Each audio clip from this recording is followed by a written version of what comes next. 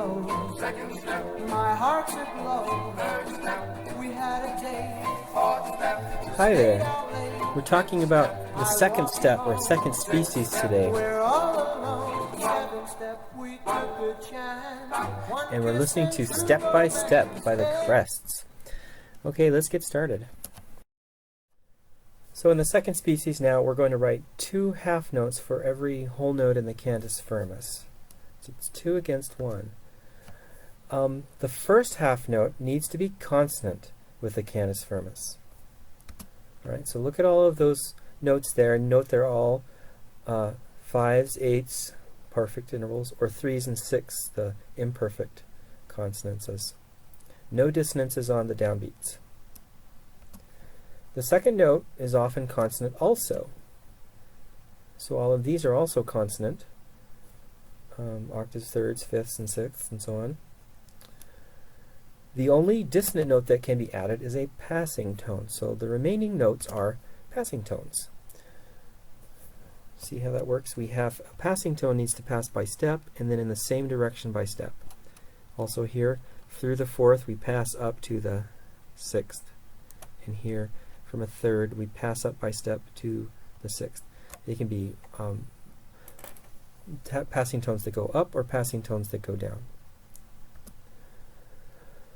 For starting and ending, we also are going to continue to start on unisons or octaves or fifths above at the beginning. So this one again starts on a fifth, ends on a perfect octave, right?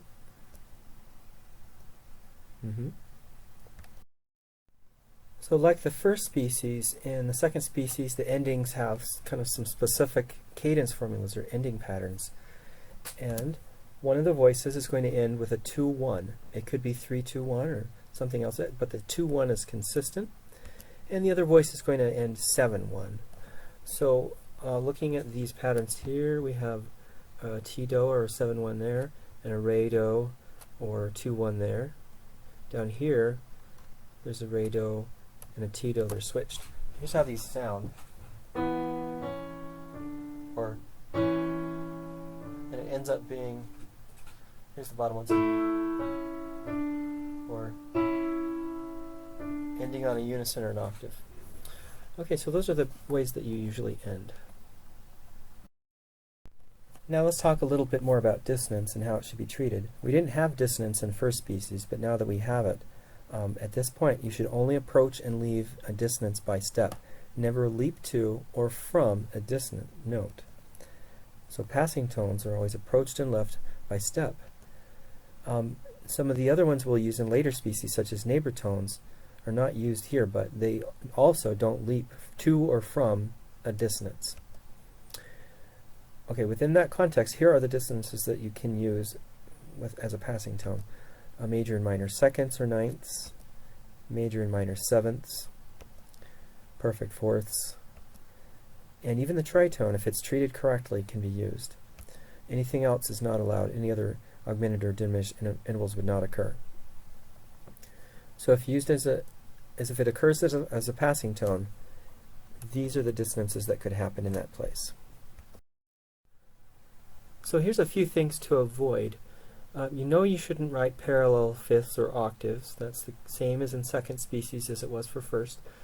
But you should also not write fifths or octaves on successive downbeats. So here I have a fifth on this downbeat and then a fifth on this downbeat. It has the same effect as a parallel fifth because those are both emphasized. Let me play that for you. It has the same effect as or parallel octaves. That comes out. So avoid successive downbeats of parallel fifths or octaves. You can use unisons occasionally, but not usually they just happen at the beginning or the end, but they can occasionally also happen on the second beat, not on downbeats. We don't want to emphasize that bare unison. And lastly, you're writing 2 notes for every note. You shouldn't just repeat the same note or tie the 2 notes together. That just makes it sound like first species with a repeated note. Okay.